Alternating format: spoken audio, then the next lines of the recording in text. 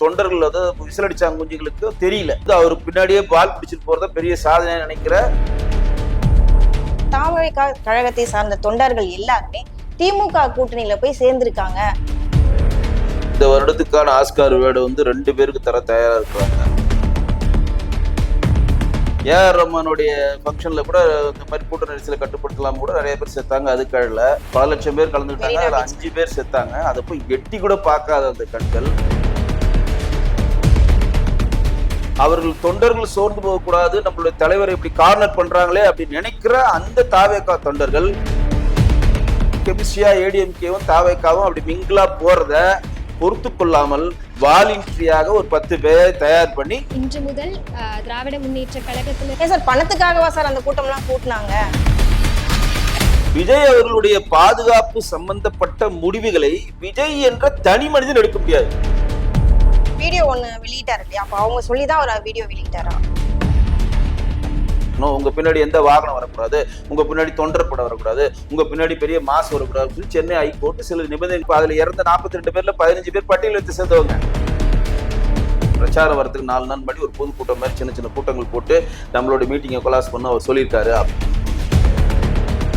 ரசிகர்களை தொண்டர்களா மாத்தணும், தொண்டர்களை அரசியல் வயப்படுத்தணும். அது யாரோ போலீஸ் இதை பண்ணிடணும், நிறுத்தி கேன்சல் பண்ணணும்.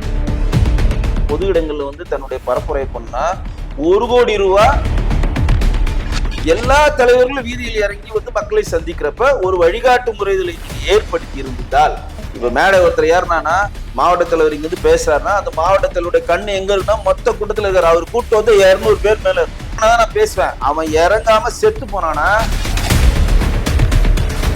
இவங்க என்ன பண்றாங்க, பணம் பத்துல இருந்து ஒருத்தர் எஞ்சி வரான். அதை வந்து அவங்க என்கரேஜ் பண்றாங்க.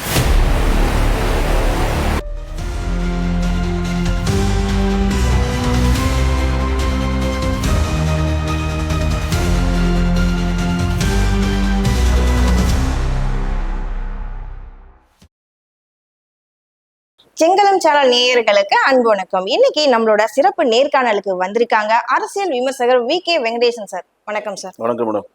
நல்லா இருக்கீங்களா? நல்லா இருக்கேன் மேடம். சார், இப்போ தமிழ்நாட்டுல ஒரு பெரிய துயரமான சம்பவம் நடந்து அது எல்லாருடைய பார்வைக்கும் வந்திருக்கு, நம்ம எல்லாருக்குமே தெரியும். இப்போ இதுக்கு அடுத்து வந்து ஒரு நிகழ்ச்சி வந்து இன்னைக்கு மார்னிங் ஒரு பரபரப்பா பேசப்பட்டிருக்கு. அது என்னன்னு பாத்தீங்கன்னா, தாமரைக்கா கழகத்தை சார்ந்த தொண்டர்கள் எல்லாருமே திமுக கூட்டணியில போய் சேர்ந்திருக்காங்க.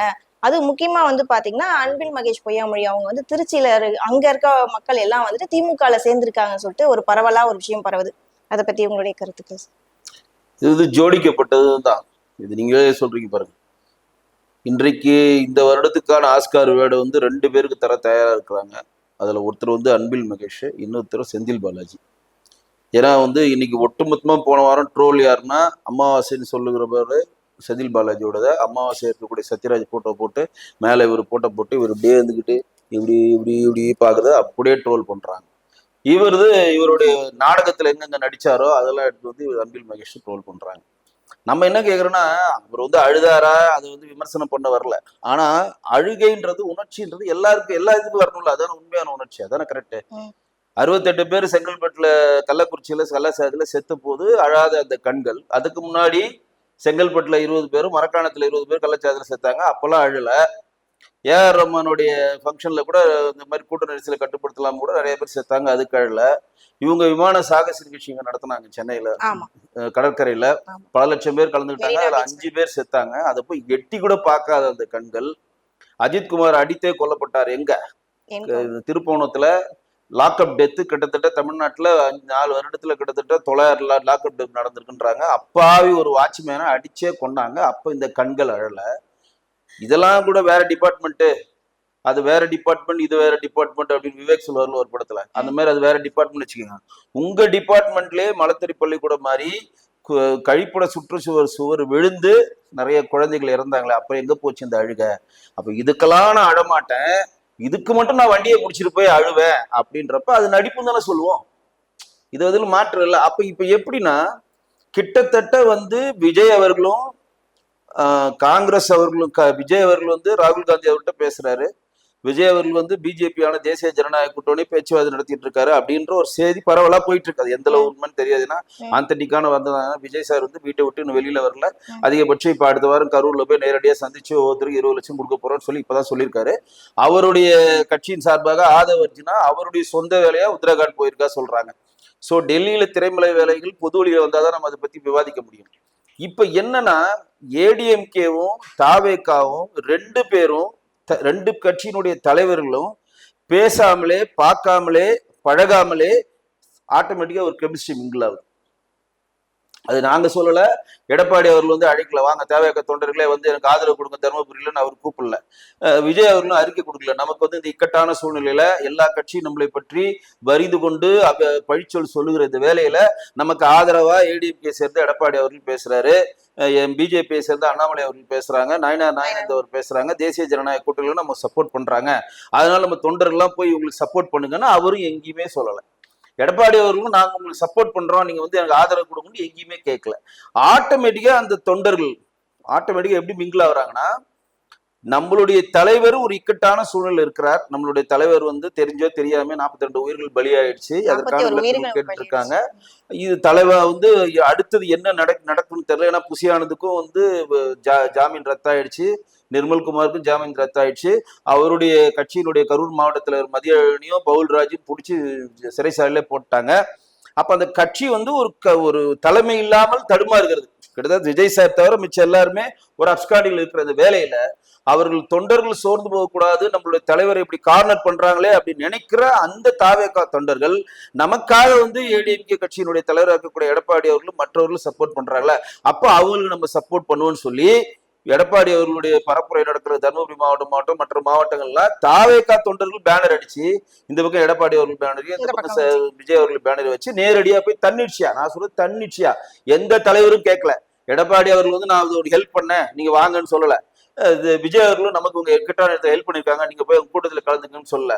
அந்த கட்சியில் இருக்கக்கூடிய அந்த தொண்டர்களுக்கே அந்த உணர்வு வருது, நம்ம இந்த சூழ்நிலையிலும் இவர் தான் நம்ம காப்பாத்திட்டு இருக்காரு, சோ இவருக்கு நம்ம ஆதரவு தரோம்.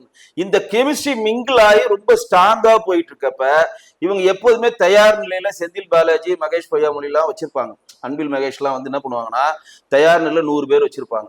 எப்பப்ப இந்த மாதிரி ஒரு மிங்கிள் வருதோ அப்ப அந்த 100 பேரை கூப்பிடுவாங்க, எல்லாம் வாங்க இன்னைக்கு நீங்க இணைஞ்சிட்டீங்க எல்லாருக்கும் தாங்க உதயசூரியன் கார்டு திமுக அட்டையில இங்க திமுக காரணும். அதுக்கப்புறம் அவன் அந்த கட்சியில இருக்கிறானா இல்லன்னு தெரியாது. இதை வந்து யாரும் சொல்லாம இந்த கெமிஸ்ட்ரியா ஏடிஎம்கேவும் தாவேக்காவும் அப்படி மிங்கிளா போறத பொறுத்து கொள்ளாமல் வாலண்டரியாக ஒரு 10 பேரை தயார் பண்ணி இப்ப இந்த கட்சி இந்த வேலையை பண்றாங்க. ஆனா இது பிசுபிசுத்தரும். சரி, இப்ப நீங்க இந்த ஸ்டேட்மெண்ட் சொல்லிட்டீங்க. இந்த ப்ராப்ளம் நடந்து, இந்த துயர சம்பவம் நடந்து 1 வாரம் ஆகுது. 1 வாரத்துக்கு மேல இப்ப பாத்தீங்கன்னா போன சனிக்கிழமை நடந்து இன்னைக்கு மண்டே. சோ 1 வாரத்துக்கு மேல ஆகியும் விஜய் வந்து அங்க நேரடியா போய் அந்த மக்களை சந்திக்கல. கேட்டா எங்களுக்கு பர்மிஷன் கொடுக்கலன்ற ஒரு ஸ்டேட்மெண்ட் சொல்றாரு. இன்னொரு விஷயம் இப்ப நீங்க சொன்னீங்க 1 வாரத்துக்கு அப்புறம் அப்ப போய் பார்க்க போறாரு, நேரடியா மக்களை பார்த்து 20 லட்சம் கொடுக்க. ஏன் சார் பணத்துக்காகவா சார் அந்த கூட்டம் எல்லாம் கூட்டினாங்க? அன்னைக்கு நடந்த துயர சம்பவம் நடந்த அன்னைக்கே அவர் சொல்லியிருக்கலாம். 2-3 விஷயத்துக்கு நாங்க விஜய் சார் வந்து வெளியில வாயை திறக்கணும்னு சொல்றோம். என்ன விஷயம் திறக்கிறோம்னா, அவர் வந்து அந்த கூட்டத்தை முடிச்சு அவசரமா சார்ட்டர் பிளைட்டை பிடிக்க போறப்ப செய்தியாளர் வந்து 30 பேர் இறந்துட்டாங்களே அப்படின்னு சொல்லி கேள்வி எழுப்புறாங்க. அப்ப அவர் பதிலளிக்காம செல்றாரு.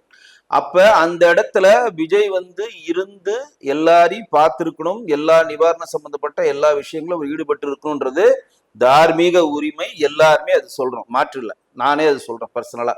விஜய் சார் அங்க இருந்திருக்கணும், அங்க பாதிக்கப்பட்ட மக்களை நேரடியா பார்த்திருக்கணும், அவங்களுக்கு நிவாரணத்தை அங்கேயே வழங்கியிருக்கணும், அட்லீஸ்ட் திருச்சியில்னாச்சும் தங்கி இருக்கணும் அப்படின்றதுதான் நம்மளுடைய எல்லாருடைய பொது பார்வை. ஆனா விஜய் அவர்களுடைய பாதுகாப்பு சம்பந்தப்பட்ட முடிவுகளை விஜய் என்ற தனி மனிதன் எடுக்க முடியாது. இதை புரிஞ்சுங்க.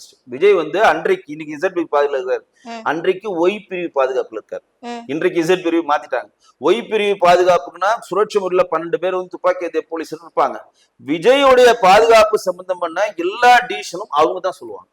இப்ப விஜய் போய் நாங்க இருக்கணும்னா இருக்க முடியாது சார், இது எங்களுக்கு கம்ஃபர்ட் ஜோன் இல்லை, இந்த இடத்துல இப்போதைக்கு கொந்தளிப்பா இருக்கு, 30 பேர் இறந்துட்டாங்க, அப்ப 30 பேர், அதுக்கப்புறம் 42 பேர், 30 பேர் இறந்துட்டாங்க, பயங்கரமா கரூரே கொந்தளிக்குது, ஆம்புலன்ஸா போகுது, எல்லா இடத்துலயும் ஒரு கலவரமா இருக்கு, இந்த இடத்துல நீங்க இருந்தா பாதுகாப்பு இல்லை சார், உங்களை நாங்க பாதுகாப்பு இந்த ஃபோர்ஸை வச்சு உங்களை இங்க சஸ்டெயின் பண்ண முடியாது, நீங்க உடனே நம்ம வந்து சேஃபான இடத்துக்கு ஜோனுக்கு போகணும்னு கூட அறிவுறுத்திருக்கலாம். நான் சொல்றது அறிவுறுத்திருக்கலாம், அறிவுறுத்தினாங்கன்னு நான் சொல்லல. ஆனா விஜயை சுற்றி இருக்கக்கூடிய ஒய்பிரிவு பாதுகாப்பு அதிகாரிகள் என்ன சொல்லுகிறார்களோ அதை கேட்க வேண்டிய கடமை அப்ப அந்த வீடியோ ஒண்ணு வெளியிட்டாரு இல்லையா? அப்ப அவங்க சொல்லிதான் ஒரு வீடியோ வெளியிட்டாரா? அது வீடியோ வெளியிட்ட கதெல்லாம் வரலங்க. நான் சொல்றது இருக்கலாம் தான் சொல்றேன். இதை விஜய் அவர்கள் மௌனம் கலைக்க வேண்டும். அதுக்கு நான் ஏன் இந்த உதாரணம் சொல்றேன்னா, இன்றைக்கு விஜய் என்ன சொல்றாரு, நான் பாதிக்கப்பட்ட அந்த 42 குடும்பங்களையும் போய் நேரடியா பார்த்து அடுத்த வாரத்துல நான் 20 லட்சம் கொடுக்க போறேன் அப்படின்னு சொல்றாரு. அது சொல்றதுக்கு நேரடியா போறதுக்கு முன்னாடி ஒரு செக் என்ன வைக்கிறாருன்னா, இது சம்பந்தமான பாதுகாப்பை வழங்குவதற்கு நான் சென்னை உயர்நீதிமன்றத்தை நாடி இருக்கிறேன் அப்படின்றது. அப்படின்னா என்ன அர்த்தம்? சென்னை உயர்நீதிமன்றம் போனா அவங்க ஒரு டேட்டா சொல்லுவாங்க, விஜய் அவர்களே நீங்க இந்த நேரத்துக்கு தான் போகணும், இவ்வளவு பேர் தான் உங்களுக்கு போலீஸ் பாதுகாப்பு, இந்த நிமிஷத்துக்குள்ள உங்க வேலையை நீங்க முடிச்சிடணும், இல்ல எல்லாரையும் 40 பேரையும் ஒரு இடத்துல கூட்டிட்டு நீங்க போய் ஒவ்வொருத்தரையும் தனித்தனியா சந்திச்சு முடிக்கணும், உங்க பின்னாடி எந்த வாகனம் வரக்கூடாது, உங்க பின்னாடி தொண்டர்பட வரக்கூடாது, உங்க பின்னாடி பெரிய மாசு வரக்கூடாது சொல்லி சென்னை ஹைகோர்ட் சில நிபந்தனைகளை விதித்து இந்த நிபந்தனைகள் பேஸ்ல அப்ரூவல் கொடுத்ததுன்னா அப்ப சேஃபா அவருக்கு போகலாம். இப்ப அவர் 1 நிமிஷம் முடிச்சிடறேன். இப்ப அவர் இப்ப சென்னை ஹைகோர்ட்டை கேட்டுதான் போகணும் அவசியம் கிடையாது. ஏன் கேட்கறாங்கன்னா, ஹைகோர்ட்டையும் சொல்றாங்க, தமிழ்நாடு அரசுக்கு தெரியப்படுத்துறாங்க, சென்னை காவல்துறைக்கும் தெரியப்படுத்தினாங்கன்னா சேஃப் ஜோன்ல அவர் டிராவல் பண்ணலாம். இப்ப யாருக்குமே அவர் தெரியப்படுத்தல, சும்மா சொல்றான் அவர் ஒய்பி பாதுகாப்புல இருக்காரு, தப்புன்னு ஒரு வண்டியை பிடிச்சி நேரா போறாருன்னா அங்க மறுபடியும் ஏகப்பட்ட ஒரு கூட்டம் கூடி அவரை பார்க்கணுன்ற மாசிலையோ இல்ல அவர் வந்துட்டாரோ இல்ல அவர் மேல கோபமா இருக்கிறவங்க யாரோ ஒண்ணு எதுனா பண்ணாங்கன்னா அந்த சட்டத்துக்கு யார் பொறுப்பு? அப்ப என்ன சொல்றாருன்னா, நான் நேரடியா சந்திக்கணும்னு முடிவு பண்றேன்றப்ப ஒரு கோர்ட் ஒரு மனிதரை இன்னொரு மனிதர் சந்திக்க தடை விதிக்காது. அப்ப கோர்ட் என்ன சொல்லும், தனி மனிதான் நீங்க வரணும், உங்க பின்னாடி யாரும் வரக்கூடாது, இப்ப பெரிய பெரிய 2 வீலரோ காரோ மாஸ்க் எல்லாம் காட்டக்கூடாதுன்னு சில நிபந்தனைகளை விதித்து காவல்துறைக்கு ஒரு ஆர்டர் போடுவாங்க. இந்த டைம்ல இந்த டேட்ல நீங்க அனுமதிக்கணும், அவங்க கூட பாதுகாப்பு வேணும், அவர் எப்படி கூட்டு போனீங்களோ அதே மாதிரி அவர் ஃபிளைட் ஏறவரை நீங்க கூட இருக்கணும்னு சொல்லி சில கண்டிஷன்ஸ் எல்லாம் வரும்னு சொல்லிட்டு அவர் சென்னை உயர்நீதிமன்றத்துக்கு அப்ளை பண்ணியிருக்காரு. இப்ப சென்னை உயர்நீதிமன்றம் அது ஏத்துக்குதா? அது ஏத்துக்காம கூட போகலாம். இன்னைக்கு ஒரு கலவர பூமியா அது இருக்கு. இன்னைக்கு அஸ்ராஜ் கராக்க தலைமையில அங்க விசாரணை குழு போயிட்டு இருக்கு. ஏற்கனவே தனிநபர் ஆணையன்னு சொல்லிடுற அருணா ஜெகதீசன் விசாரணை பண்ணி வெளியே வந்துட்டாங்க. மத்திய அரசினுடைய உண்மை அறிவு குழு அங்க விசாரிச்சுட்டு போயிடுச்சு. அது மட்டும் இல்லாமல் தேசிய தாழ்த்தப்பட்டோர் ஆணையத்தை சேர்ந்த, ஏன்னா அதுல இறந்த 42 பேர்ல 15 பேர் பட்டியலத்தை சேர்ந்தவங்க. தேசிய தாழ்த்தப்பட்டோர் ஆணையத்தை சேர்ந்தவருடைய தலைவர்கள் அங்க விசாரிச்சுட்டு போயிருக்காங்க. இப்படி ஒட்டுமொத்த கரூரே ஒரு விசாரணை வளையத்துக்குள் இருக்கிறப்ப இவர் இங்க போனான்னா சட்டம் ஒழுங்கு பாதிக்கப்படுமா அப்படின்றது காவல்துறையை சேர்ந்து கூட அப்ஜெக்ட் பண்ணுவாங்க. இப்ப எங்களால இந்த பாதுகாப்பு வர முடியாது, எங்க வழக்குகள் விசாரணைகள் போயிட்டு இருக்கு கூட சொல்லலாம். அதனாலதான் அவர் அப்ளை பண்ணியிருக்காரு. சோ இதற்கு சம்பந்தமான பதிலை விஜய் அவர்கள் பொது வழியிலிருந்து மௌனம் கலைத்தால் தான் நமக்கு தெரியும். சரி, இது ஒரு பக்கம், நீங்க சொன்ன இந்த ஸ்டேட்மெண்ட் ஒரு பக்கம் இருக்கட்டும். இறந்து போன மக்கள் எல்லாமே இவருக்காக, இவர் மேல ஒரு அன்புவாகவும் ஒரு ரசிகராகவும் ஒரு கட்சி தலைவராகவும் தான் பார்க்க வந்தாங்க இல்லையா? அந்த இடத்துல இறந்துட்டாங்க இல்லையா? அவங்களுக்காக உடனடியே ஒரு வார்த்தை, என்ன மன்னிச்சிருங்க, என்ன தெரியாம இந்த மாதிரி அசம்பாவிதம், ஒரு வார்த்தை சொல்றதுக்கு எதுக்கு சார் இன்னொருத்தவங்க பர்மிஷன் கொடுக்கணும்? அது முதல்ல ஒரு விஷயம் தெரிஞ்சுங்க, நான் எதனா ஒரு உங்களுக்காக தானே இறந்தாங்க அந்த மக்கள், உங்களை பார்க்க வர ஆசையில இருந்தாங்க. விஜயோட இடத்துல இருந்து நான் சொல்றேன், நான் ஒரு தவறு இழைத்திருந்தால்தான் நான் உங்கள்ட்ட மன்னிப்பு கேட்கணும். விஜய் என்ன நினைக்கிறாருன்னா, அவர் தான் எந்த தவறு முழுசா சொல்லுங்க, அப்பதான் உங்களுக்கு புரியும். நான் எந்த தவறு இழைக்கல. அவரோட ஸ்டேட்மெண்ட் பாத்தீங்களா இல்லையா? நாங்கள் 4 இடத்தில் பேசணும், எதுவும் நடக்கல. இந்த இடத்துல நாங்க பிரச்சாரம் பண்றப்ப நாங்கள் பிரச்சாரம் மட்டும் தான் பண்ணணும், வேற எதுவுமே பண்ணல அப்படின்னா என்ன சொல்ல வர்றாருன்னா, இதை மாற்று கட்சியை சேர்ந்தவர்கள் யாரோ ஒரு சதிவேலை பின்னப்பட்டிருக்காங்கன்னு அவர் நினைக்கிறார். நீங்க நினைக்கிறது தானே சொல்ல, அவர் நினைக்கிறார். அவர் ஏன் மன்னிப்பு கேட்கலன்றதுக்காக இந்த கான்செப்ட் சொல்றேன். நாங்க ஒரு வருத்தம் தெரிவிச்சுக்கலாமே, உங்களுடைய மக்கள் தானே சார், உங்களை பார்க்க தானே சார் வந்தாங்க. வருத்தம் தெரிவிக்கணும், மன்னிப்பு கேட்கணும்ல, தனி மனிதனா நானும் அது வரவேற்கிறேங்க. அவருடைய நிலைமையில அவர் சொல்ற ஸ்டேட்மெண்ட் தான் நான் உங்கள்கிட்ட பிரதிபலிக்கிறேன். தனி மனிதனா என்ன கேட்டா அவர் வருத்தம் தெளிக்கணும், நேரா போகணும், இது ஒய்பிரிவு பாதுகாப்புலாம் தூக்கி போட்டு போய் நிக்கணும், என்ன இழப்பீடு உடனடியாக கொடுக்கணும், அங்க தோளோட தோழனும் அந்த குடும்பத்தில் ஒரு ஆளை பங்கு எடுக்கணும், அந்த குடும்பத்தில் இருக்கவங்களுக்கு உங்களுடைய நிறுவனம் சார்ந்த எதனா வேலை வாய்ப்பு தரணும். இதெல்லாம் என்னுடைய அவா. நான் சொல்றது அவர் சொல்றது, அவர் என்ன நினைக்கிறாருன்றத அவங்கள்ட்ட நான் கம்யூனிகேட் பண்றேன். நாங்கள் உண்மைதான் பிரச்சாரம் பண்ணோம். ஆனால் சில பேர் ஒரு விஷக்கிருமிகள் உள்ள இதை கொலாப்ஸ் பண்ணிட்டாங்க அப்படின்னு அவங்க நினைக்கிறாங்க, அவங்க டீம் நினைக்கிறாங்க. அதை கோர்ட்டு தான் முடிவு பண்ணும். இன்னைக்கு கோர்ட்டு சிறப்பு போலீஸ் அதிகாரி தலைமையில குழு அமைச்சிட்டாங்களா இல்லையா? வச்சிட்டாங்களா இல்லையா? இப்ப அவர் அஸ்ராக் கார்கோடைய தலைமையில் இருக்க குழு உள்ள போய் விசாரணை பண்ணி அவர் கீழே தனிப்படையா 10 டிஜிபி சம்பந்தப்பட்டவர்களும் இன்ஸ்பெக்டர் சம்பந்தப்பட்ட ஒரு குழு வச்சு அவர் விசாரணை பண்ணிட்டு இருக்காரு. கோர்ட்டுக்கிட்ட ஒரு தனிநபர் கோர்ட்ல அவர் கொடுத்துட போறாரு. அது வந்து தனி ப்ராசஸ். இவங்க என்ன நினைக்கிறாங்கன்னா, நாங்க நல்லதா போனோம், 5 இதுல போனோம், எங்களுக்கு எதுவும் நடக்கல, கரூர்ல மட்டும் இப்படி வேணும்னே திமுக பண்ணிடுச்சு. அதுக்கு என்ன காரணம் சொல்றாங்கன்னா, ஏற்கனவே அங்க வந்து செந்தில் பாலாஜி வந்து இந்த கூட்டம் எங்களுடைய பிரச்சாரம் வரதுக்கு 4 நாள் முன்னாடி ஒரு பொதுக்கூட்டம் மாதிரி சின்ன சின்ன கூட்டங்கள் போட்டு நம்மளுடைய மீட்டிங்கை கொலாஸ் பண்ண அவர் சொல்லியிருக்காரு அப்படின்லாம் இவங்க சொல்றாங்க. அதே மாதிரி ஆம்புலன்ஸ் திடீர்னு ஏன் வந்துச்சு, திடீர்னு 30 பேர் போட்டு திமுக கொடி போட்ட ஆம்புலன்ஸ் மட்டும் 30 பேர் ஏன் வராங்க, எது திமுக தண்ணி பாட்டில் எப்படி வந்துச்சு, எதுக்கு லைட் ஆச்சு, தடியடி கொடுத்தது யாரு, ஏன் இவ்வளவு பெரிய மாசு வரப்ப பாதுகாப்பு கொடுக்கல, பல சுற்றுச்சு. இதுவும் அவங்க கோர்ட்ல வைப்பாங்க இதெல்லாம். ஆனால் ஒரு தனி மனிதனாக, என்னுடைய ஒரு அரசியல்வாதியாக தனி மனிதனாக கேட்டால் அவர் பொது வழியில் வரணும், மன்னிப்பு கேட்கணும், மக்களிடம் சென்று அவருடைய நிவாரணத்தை அளிக்கணும். ஆனா அவங்க என்ன நினைக்கிறாங்கன்னா, நாங்க எந்த தப்பும் பண்ணாத மாதிரி அவங்க ஃபீல் பண்றாங்க. இப்போ குறிப்பிட்ட டைம்னு ஒண்ணு இருக்கு, உங்களுக்கு வந்து பிரச்சார டைமும் அவங்க அலாட் பண்ணிருக்காங்க கவர்மெண்ட்ல, வந்து இந்த டைம்க்குள்ள நீங்க வந்து பேசணும், மக்களை மீட் பண்ணணும். ஆனா அந்த டைமை மீறி ஏன் அவர் லேட்டா வந்தாரு? அதனாலதானே இந்த பிரச்சனையே ஸ்டார்ட் ஆச்சு. அங்க காலையில இருந்து மக்கள் அங்க வெயிட் பண்றாங்க, இவரை பார்க்கணும் காலையில இருந்து வெயிட் பண்றாங்க. இவர் ஏன் லேட்டா வந்தாரு? லேட்டா வர்றதுலாம் வந்து சாதாரண விஷயங்க. எடப்பாடி அவர்கள், நம் மாண்புக்கும் துணை முதலமைச்சர் உதயநிதி ஸ்டாலின் 2 விழாக்கு போகாம அந்த விழாவே கேன்சல் பண்ணி அந்த விழாவுடைய செட்டே பிரிச்சதெல்லாம் இருக்கு. அதெல்லாம் சும்மா லேட்டா வர்றது மட்டும் இல்லை. ஏன்னா அவங்க இங்கிருந்து லேட்டா புறப்பட்டு இருக்காங்க. அவர் வந்து சீக்கிரம் வரணுன்றதை கூட தாண்டி அவருடைய தொண்டர்கள், அதாவது விசிலடிச்சாங்க குஞ்சுகளுக்கு தெரியல. அவங்க வந்து அவர் பின்னாடியே பால் பிடிச்சிட்டு போறத பெரிய சாதனை நினைக்கிற அவர்கள் வந்து பெரிய மாசு இருக்கு, கட்டமைப்பு இல்லை, பெரிய வந்து கிரேஸ் இருக்கு. ஆனா அரசியல் வயப்படல. அவர்கள் அரசியல் வயப்படுறது என்னன்னா, நீங்கள் ரசிகர்களே வைத்து நீங்க அரசியல் பண்ண முடியாது. ரசிகர்களை தொண்டர்களா மாத்தணும், தொண்டர்களை அரசியல் வயப்படுத்தணும். அது இவங்க இன்னும் பண்ணல. சரிங்களா? அப்ப வந்து நீங்க வந்து வரக்கூடாதுன்னு சொன்னாலும் வரான். நான் தான் நாமக்கல்ல தான் மூஞ்சியை பார்த்தியா, திருப்பி நீ கரூருக்கு வரனா திருப்பி வால் பிடிச்சிக்கிட்டே வரான். அதனால லேட் ஆயிடுச்சுன்னு அவங்க சொல்றாங்க. இப்ப நம்ம என்ன வைக்கிறோம்னா, போலீஸுக்கு ஒரு அதிகாரம் இருக்கு. 11 நிபந்தனைகள் போலீஸ் கொடுத்துருக்காங்க. இந்த நிபந்தனைகள் படி தான் நீங்க வந்து இதை நடத்தணும். அப்ப போலீஸ் என்ன பண்றாங்க, நீங்க 10,000 பேர் தான் கூடுறேன்னு சொன்னீங்க, நீங்க இப்போ 30,000 பேர் கூட்டிட்டீங்க, எங்களால் லா அண்ட் ஆர்டர் பண்ண முடியாது, நாங்க 500 போலீஸ் தான் வச்சிருக்கோம். இப்ப 30,000 பேருனா 10,000 பேருக்கு 500னா 30,000 பேருக்கு இன்னும் 1000 போலீஸை வர வைக்கிறதுக்கான டைம் எங்கள்கிட்ட இல்லை. அந்த டைம் எங்கள்கிட்ட இல்லை, நீங்க ஷார்ட் டைம் இருக்கு. அப்ப என்ன பண்ணணும்னா, கூட்டத்தை நிறுத்தணும். யாரும் போலீஸ் இதை பண்ணிடணும், நிறுத்தி கேன்சல் பண்ணணும். இப்ப மதுரை கூட்டம் வரப்பே, மதுரையில வந்து பெருங்கூட்டம் முடிஞ்சு திருச்சியில ஒரு நடச்சுல, அவருடைய இது ஃபர்ஸ்ட் பிரச்சாரம் ஸ்டார்ட் ஆச்சுல, ஏர்போர்ட்ல இருந்து மரக்கடை போறதுக்கே 5 மணி நேரம் ஆச்சுல. அப்பயே வந்து பொது சொத்தை வந்து தாவேகா தொண்டர்கள் சேதப்படுத்தினாங்க, சென்னை ஹைகோர்ட்ல ஒரு வழக்கு வந்து.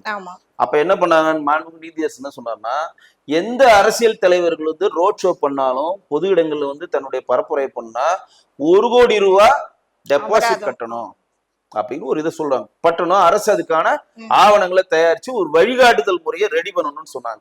ஆனா அந்த வழிகாட்டு முறையில இன்னைக்குதான் ரெடி பண்ணிருக்காங்க மாண்புமிகு முதலமைச்சர் திரு மு.க. ஸ்டாலின். அன்றைக்கே அது ரெடி பண்ணியிருந்தாங்கன்னா இன்றைக்கு 42 உயிர்கள் நம்ம பள்ளிட்டு இருக்காது.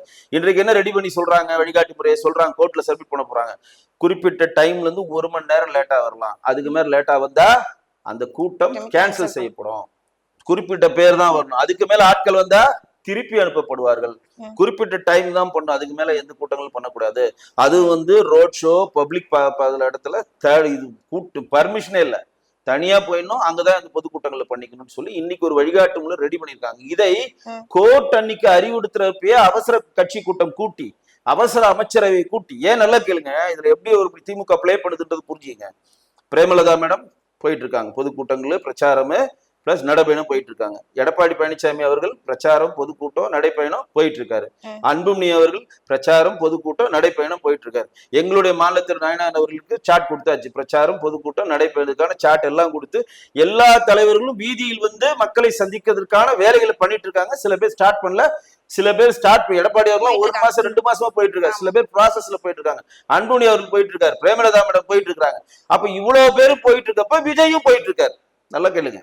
அப்ப இப்ப தர்மபுரியில கூட பாத்தீங்கன்னா, விஜய் அவர்கள் வந்து கூட்டம் போறப்ப, தர்மபுரியில வேற ஏதோ ஒரு ஊர்ல வந்து அன்புமணிக்கு அன்னைக்கு இருந்துச்சு. அப்புறம் விஜய் அவர்கள் ரெக்வஸ்ட் பண்ணிக்கிறாரு, நான் கூட்டம் போட போறேன், நீங்க தேதியை பாத்தீங்கன்னா அன்புமணி அவர்கள் தேதியை மாத்திக்கிட்டா கூட ஒரு செய்தி வருது.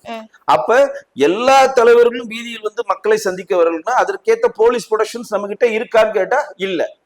அப்ப எல்லா தலைவர்களும் வீதியில் இறங்கி வந்து மக்களை சந்திக்கிறப்ப ஒரு வழிகாட்டு முறைகளை நீங்க ஏற்படுத்தி இருந்திருந்தால், ஏன்னா எல்லா இடத்துலயும் கூட்டம் வருதுங்க. சரி. இப்ப நம்ம போலீஸ் போர்ஸ் வந்து தருமபுரிக்கு போனா அன்புமணிக்கு முன்னாடி போனோம். எடப்பாடி அவர்களும் தருமபுரி போறாரு. இந்த சைடு பிரேமலதா மேடம் ஒரு ஊருக்கு போறாங்க. விஜய் அவர்கள் வராரு. எங்களோட மாநில தலைவர் போறாரு. எல்லா இடத்துலயும் போனா அப்புறம் வழிகாட்டு முறையில் பிக்ஸ் ஆனா போலீஸ்க்கு அந்த வேலையை டிவைட் பண்ணிக்க முடியும். அது வேண்டுமென்றே திமுக அரசாங்கம் அதை தயார் பண்ணாம இன்றைக்கு 42 உயிர்கள் பலி வாங்கிய பிறகு கோர்ட்டு சொல்றத மேல எடுத்துட்டு இன்னைக்குதான் அந்த ப்ராசஸ் பண்றாங்க. தவறு முழுக்க முழுக்க திமுக அரசாங்கத்தின் மேலதான் நான் சொல்லுவேன். ஏன்னா இந்த மாண்புமிகு முதலமைச்சர் திரு மு க ஸ்டாலினுடைய அமைச்சரவை அந்த கோர்ட்டோடைய 1 கோடி ரூபாய் கட்டணம் யாருமே வந்து பொதுவில் அனுமதிக்க கூடாதுன்னு சொல்லி ஒரு செக் வச்ச உடனே அனைத்து கட்சி கூட்டத்தை கூப்பிட்டு அனைத்து அமைச்சர்களை கூப்பிட்டு ஒரு தீர்மானம் நிறைவேற்றி சட்டசபையில வந்து ஒரு டக்குன்னு ஒரு தீர்மானத்தை நம்ம நிறைவேற்றிக்கல. இப்ப அவசர சட்டமா அதை கொண்டு வந்து இந்த வழிகாட்டு முறையில சென்னை ஹைகோர்ட்ல ஒப்படைங்க அப்படின்னு சொல்லியிருந்தாங்கன்னா அதற்கப்புறம் அடுத்தடுத்து எந்த கூட்டம் இன்னைக்கு எடப்பாடி கூட்டம் அவர்கள் கூட்டம் கேன்சல், அன்புமணி அவர்கள் கூட்டம் கேன்சல், பிரேமலதா அவர்கள் கூட்டம் கேன்சல். எல்லாருமே பொது கூட்டம் எங்க நடத்தப்படுங்களோ அந்த இடத்த காட்டுங்க. அங்க வந்து ஆய்வு பண்ணி கலெக்டர் ஆய்வு பண்ணி ஃபயர் இன்ஜினே வைக்கணும், ஆம்புலன்ஸ் வைக்கணும், தண்ணி பாட்டில் வைக்கணும், எல்லாம் வச்சு சப் கலெக்டரோ ஓகே பண்ண பார்த்தா நீங்க கூட்டம் நடத்த முடியும் ஒரு ப்ராசஸை கொண்டு வந்திருக்கீங்களா?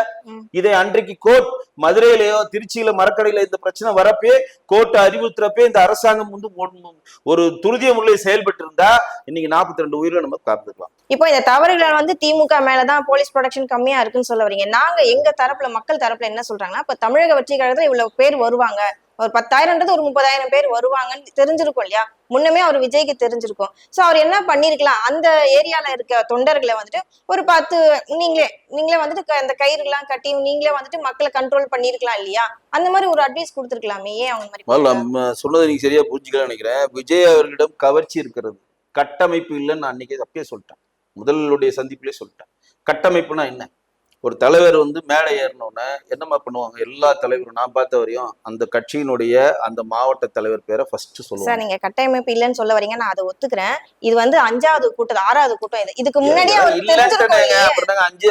கட்டமைப்பு ஸ்டார்ட் பண்ணும்போதே இந்த பிரச்சனை வந்து கட்டமைப்பே இல்ல. நீங்க சொல்றீங்க, நான் சொல்றது விளங்கினாதான் உங்களுக்கு புரியும். ஒரு கட்சியினுடைய தலைவர் மேடை ஏறினாங்கன்னா அந்த கட்சியினுடைய மாவட்ட தலைவர் பேச சொல்லுவாங்க. மாவட்ட துணைத் தலைவர், மாவட்ட செயற்குழு உறுப்பினர், செயலாளர், துணை செயலர், பொருளாளர், இவங்க எல்லாம் சொல்லி நன்றி சொல்லுவாங்க. சொல்லிட்டு இப்போ கரூருக்கு வராருன்னு வச்சுக்கோங்க. மற்ற அரசியல் கட்சிகள் எப்படி செயல்படுறதை நீங்க உள்வாங்கிக்கணும். கரூருக்கு வராருன்னா கரூர்ல 10,000 பேர் கூடுறாங்கன்னு வச்சுக்கோங்க. இந்த 10,000 பேரை டிவைட் பண்ணுவாங்க. யாரு?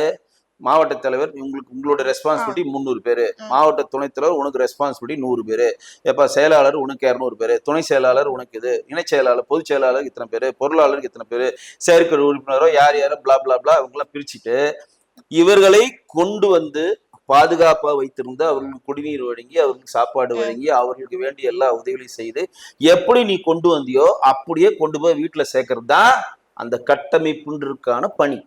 நல்லா தெரிஞ்சுங்க. இப்ப மேடை ஒருத்தர் யாருனா மாவட்ட தலைவர் இங்க இருந்து பேசுறாருன்னா அந்த மாவட்ட தலைவருடைய கண்ணு எங்க இருக்குன்னா மொத்த கூட்டத்துல இருக்காரு. அவர் கூட்டம் வந்து 200 பேர் மேல இருக்கும். அவங்க சாப்பிட்டாங்களா? டேய் அவங்க சாப்பிட்டாங்களா இல்லையா? சாப்பிட்டாங்க ஜி. அவங்க அப்புறம் தண்ணி பாட்டில் வந்துச்சு, அவர் எல்லாம் ரெடி ஆயிட்டாங்களா? வண்டி ரெடி ஆயிடுச்சா? அவங்களை கொண்டு போய் சேஃபா வீட்டுல விட்டுரு. ஏன்னா அடுத்த வாட்டி அந்த தொண்டர் தான் அடுத்த கூட்டத்துக்கு அவங்க கூப்பிட்டு வரணும். அவனுக்கு சாப்பாடு போடாம முட்டியோ தண்ணி போடாம முட்டியோ கழிப்படை வசதி பண்ணாம விட்டுட்டீங்கன்னா போங்க தலைவரை, போன வாட்டி வந்தா நீங்க சாப்பாடே போடல, தண்ணி நான் வரல தலைவரை போயிடுவான்ட்டு அவனை பொண்ணு மாதிரி பாதுகாப்பு. அப்ப எத்தனை பேர் வராங்களோ அத்தனை பேரை அத்தனை ஆட்கள் பிரித்து கொள்வார்கள். இப்படிதான் நடக்கும். அதனால மேடை ஏறி ஒரு குறிப்பிட்ட இடத்துல ஒரு கூட்டம் அலைமோதுன்னு வச்சுக்கீங்களேன், இங்க இருந்து மாவட்ட தலைவர் அந்த நிர்வாகிகள் இங்க இருக்கக்கூடிய தலைவருக்கு தெரியும். டே ராமசாமி அங்க என்ன நடக்குது, ஏன் அங்க தள்ளுமுள் நடக்குது, நிப்பாட்டு முதல்ல நிப்பாட்டாத, முதல்ல அவங்கள பேக்ல போக சொல்லு, அவங்க என்ன பிரச்சனை முதல்ல பண்ண அதை சீர் பண்ணிட்டிக்கவா. ஏன்னா அந்த ராமசாமின்னு சொல்றப்ப தலைவர் சொல்றாரு. இது வந்து ஒரு ப்ராசஸ். இதே நீங்க பழைய காலத்துல இந்த கூட்டத்தை எப்படி பயப்படுத்துவாங்கன்றது தெரிஞ்சுக்கணும். இதெல்லாம் வந்து விஜய் சாருடைய நண்பர்கள் பார்த்தா அவர்கிட்ட போய் சொல்லுங்க. எம்ஜிஆர் அவர்கள் கூட்டத்துக்கு தான் அதிகமா மக்கள் கூடுவாங்க. எம்ஜிஆர் மாதிரிலாம் யார் அவர் வந்து ஒரு லெஜெண்ட். அவரை மாதிரி யாராலையும் கூட்டத்தை சேர்க்க முடியாது. ஆனால் எம்ஜிஆர் வந்து இதே மாதிரி லேட்டா வருவார். அண்ணாதுரை வருவார். பணியோ பத்திரை எல்லாருக்கும் வருகிறது நித்திரை, கண்டிப்பாக நீங்கள் குத்த வேண்டும் உதயசூரில் முத்திரை அப்படின்னு சொல்லிட்டு ஒரே 3 வரி பேசிட்டு அடுத்த ஊருக்கு போயிடுவார். அப்பெல்லாம் டிரான்ஸ்போர்ட் கம்மி. காலையில வருவாரு, நைட்டு வந்து பேசிட்டு போவாங்க. சரிங்களா? பீடியை பத்த வச்சு குத்த வச்சுக்கிட்டு லேண்டில் வெஹிக்கிள் வச்சு லட்சக்கணக்கான பேர் மக்கள் இருப்பாங்க. எம்ஜிஆர் என்ன பண்ணுவாருன்னா கூட்டம் பேசி முடிச்சோடனே அந்த கூட்டம் வந்து எம்ஜிஆர் போனோம்னா கடகடன்னு போயிடுவாங்க. அப்ப என்ன பண்ணுவாருன்னா, ஆண்களே இந்த கூட்டத்தில் இருக்க ஆண்கள்லாம் சற்று நேரம் வெயிட் பண்ணுங்க, கொஞ்சம் வெயிட் பண்ணுங்க, உங்களுக்கு முக்கியமான செய்தி இருக்கிறது அப்படின்வாங்க. பெண்களும் குழந்தைகளும் வெளியேறுங்கள் அப்படின்னு. ம். எவ்வளவு மூலக்கா இருப்பாருங்க. ஆமா. பெண்களும் குழந்தைகளும் பாதுகாப்பாக வெளியேறுங்கள், ம். ஆண்கள் யாரும் வெளியேறார்கள், உங்களுக்கு சிறப்பு செய்தி என்னிடம் இருக்கிறது அப்படின்னு போய் நின்றுவான். தலைவர் சொல்றாருல, ம். இது தலைவர் நமக்கு சிறப்பு செய்தி சொல்றோம், எல்லாம் நின்றுவான். அப்படியே பெண்களும் குழந்தைகளும் சேஃப்டா போவாங்க. ம். பெண்களும் குழந்தைகளும் சேஃபா போறதுக்கு தான் உங்கள்ட்ட சிறப்பு செய்தியா நான் சொல்ல வந்து, நீங்களும் வெளியேறலான்னு. எவ்வளவு மூளை பாருங்க. ஆமா. இதே காமராஜ் அவர்கள் வந்து நீங்க பொதுக்கூட்டத்துல எங்கன்னா நீங்க போயிட்டு ஊர் நடுவுல நீங்க பொதுக்கூட்டம் போட, காமராஜ் என்ன சொல்லுவாருன்னா, ஏன்டா ஆத்து மலையில தானே உன்னை பொதுக்கூட்டம் போட சொன்னேன், இங்க எதுல நீ பொதுக்கூட்டம் போடி பப்ளிக்கை போட்டு கெடுத்துட்டு இருக்கிற அப்படின்னு சொல்லி கடிஞ்சுப்பாரு. யாரு பொதுக்கூட்டம் போடணும் கடிஞ்சிட்டு, யாருன்னா ஒருத்தர் பேனர்லயோ மரத்துல ஏறினார்னா காமராஜர் பேச்ச நிப்பாட்டிடுவார், பேச மாட்டார். அந்த பனைமரம் மேல ஏறி இருக்கிறவன கீழே இறங்க சொல்லு, அவன் இறங்கி அவன் இறங்கினாதான் நான் பேசுவேன். அவன் இறங்காம செத்து போனானா காமராஜருடைய பொதுக்கூட்டத்துக்கு வந்து செத்து போனா அந்த அவப்பேர் எனக்கு வரும், அந்த அவப்பேர் எனக்கு வேணாம், நான் பேச மாட்டேன்னு சொல்லி நிப்பாரு. ஒருத்தர் ஒட்டுமொத்த கூட்டமே இருக்கு, ஒரு தலைவர் பேசிட்டு இருக்காரு, பேச்ச நிப்பாட்டுறப்ப பணமத்துல அவன் நிக்க முடியுமா? எல்லாருடைய பார்வையும் அந்த அவர் மேலதான் இருக்கும். நிக்க முடியுமா? அவன் ஆட்டோமேட்டிக்கா இறங்க ஆகணுமா இல்லையா? சேஃப் தான் முக்கியம்னு அந்த தலைவர் பார்த்தாங்க. இவங்க என்ன பண்றாங்க, பணமத்துல இருந்து ஒருத்தர் எஞ்சி வரான் எங்க நம்ம மதுரை கூட்டத்துல, அதை வந்து அவங்க என்கரேஜ் பண்றாங்க. நான் அதனாலதான் சொன்னேன், விஜய் சம்பந்தப்பட்ட தலைவர்கள் இதை பார்க்க வேண்டும். இதுல இன்னொரு வருத்தமான ஒரு விஷயம் என்னன்னு பாத்தீங்கன்னா சார், அவங்க வேன்ல அதான் கார்ல நின்று ஸ்பீச் கொடுத்துட்டு இருக்கும்போது இன்னொருத்தர் பின்னாடி இருந்து செருப்பு தூக்கி அடிக்கிறாரு. அது வந்து ஸ்டார்டிங்ல எல்லாரும் தப்பா பேசினாங்க, அதுக்கப்புறம் அவர் ஏன் தூக்கி அடிச்சா, இங்க எல்லாரும் செத்துக்கிட்டு இருக்காங்க, இங்க திரும்பி பாருங்க தலைவரே. அது ரெண்டு விதியும். ஒண்ணு வந்து அந்த கூட்டத்தை வந்து சீர்குலைக்கணும்ன்ற எதிர்கட்சிகள் சேர்ந்தவர்கள் யாரோ செருப்பதிக்கு அடிச்சாங்கன்னு ஒரு பார்வை இருக்கு. இன்னொரு பார்வை சில பேர் மயங்கி விழுகிறாங்க, அட்டென்ஷன், விஜய் தன்னுடைய அட்டென்ஷன் பண்ணணும்னு இன்னொரு இருக்கு. அங்க என்னன்னா உயரமா இருக்கிறப்ப இங்க இருந்து பாக்குறப்ப மேல இருந்து அவ்வளவு எக்ஸாக்டா தெரியாது அவங்களுக்கு. சரிங்களா? இதெல்லாம் குறைபாடுகள் தான். நான் வந்து நல்ல விஷயம் தாவேக்கா வந்து சப்போர்ட் பண்ணியோ விஜய் அவர்கள் செய்ததெல்லாம் கரெக்டா எல்லாம் சொல்ல. அவர்கள் அரசியல் வயப்படல, அவர்கள் அரசியல் வயப்படலன்றது 4 மீட்டிங்லயே ப்ரூவ் பண்ணிட்டாங்க. அப்ப இன்னும் அவர்கள் அரசியல் வயப்படல அப்படின்றத காவல்துறையும் தமிழக உளவுத்துறையும் ஐஎஸும் ஏன் கணிக்க தவறியது? அப்ப 10,000 பேர் சொன்னா அங்க 30,000 பேர் வந்துட்டா நான் பாதுகாப்பு தரமாட்டேனா, நீங்க சாவுடான்னு சொல்லுதா தமிழக அரசு? அப்ப என்ன பண்ணணும்? ஸ்பெஷல் போர்ஸ் இறக்கணுமா இல்லையா? திருப்பூர்ல இருந்து இறக்கணும், சேலத்துல இருந்து இறக்கணும், பக்கத்துல நாமக்கல்ல இருந்து ஸ்பெஷல் போர்ஸ் இறக்கி டக்குன்னு ஆட்களை மறுநாள் 2,000 பேர் அனுப்புறாருல. இங்க பொறுப்பு டிஜிபி வெங்கட்ராமன் என்ன சொல்றாரு, நாங்க மறுநாள் 2,000 பேர் அனுப்பிச்சு. 2,000 பேர் எதுக்கு மறுநாள் அனுப்புற? அங்க விழுந்து போன செருப்பையும் பேரிகார்டையும் பாதுகாக்கவா? அன்னைக்கு 1,500 பேர் இருந்தானா இந்த பிரச்சனை இல்லைல்ல. ட்ரோன் உங்களுக்கு வாங்கி கொடுத்துருக்கோம், ட்ரோனை வச்சு நீ பண்ணுமா இல்லையா? ட்ரோனை வச்சு நீ கண்காணிக்கணுமா இல்லையா? இந்த பெண்கள் இங்க அவதப்படுறாங்க, மயக்க போடுறாங்க, கூட்டத்தை ஸ்டாப் பண்ணி. இன்னொன்னு கேட்டுக்கங்க, 11 நிபந்தனைகள், முக்கியமான நிபந்தனைகள் என்னவா? போலீஸுக்கு நீங்க ஒத்துழைப்பு வழங்கவில்லை என்றால், காவல்துறையுடைய சொல் பேச்சு நீங்க கேட்கவில்லை என்றால், கூட்டத்தை எங்கள் காவல்துறையால் கட்டுப்படுத்த முடியாத ஒரு சூழ்நிலை வரும் என்றால், கூட்டத்தை ரத்து செய்யற அதிகாரம் காவல்துறைக்கு இருக்கிறது. கையெழுத்து போட்டு தான் வரான், மாவட்ட தலைவர் கையெழுத்து போட்டு வரான், ஒத்துக்குறானு. காவல்துறை அங்கேயே ஸ்டாப் பண்ணலாம், 200 மீட்டர் முன்னாடி நில்லுன்றோம், நிக்காம உள்ள வரான், கூட்டம் ரத்து சார், நீங்க திரும்பி போங்க. அது பவர் இருக்கு, ஏன் அந்த பவரை யூஸ் பண்ணலாம் தான் நம்ம வைக்கக்கூடிய கேள்வி. தொடர்ந்து பேசும் சார். நன்றி, வணக்கம். நன்றி. கோர்ட் அன்னைக்கு அறிவுறுத்துறப்பயே அவசர கட்சி கூட்டம் கூட்டி, அவசர அமைச்சரவை கூட்டி, ஏன் நல்லா கேளுங்க, இதுல எப்படி ஒரு திமுக பிளே பண்ணுதுன்றது புரிஞ்சுங்க.